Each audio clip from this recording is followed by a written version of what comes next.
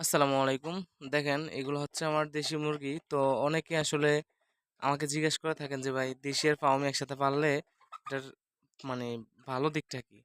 দেখেন ওই যে ভিতরে ঢুকে গেছে না এটা দেখাইতাম ওইখানে।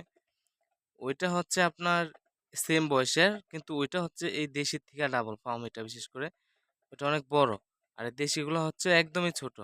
ছোট বলতে এইগুলো আসলে এরকমই হয়। কারণ দেশি আর ফার্মি এটা ২ টা বেশ কম আছে। এই দেখেন ওই যে বের হইছে ওইটা।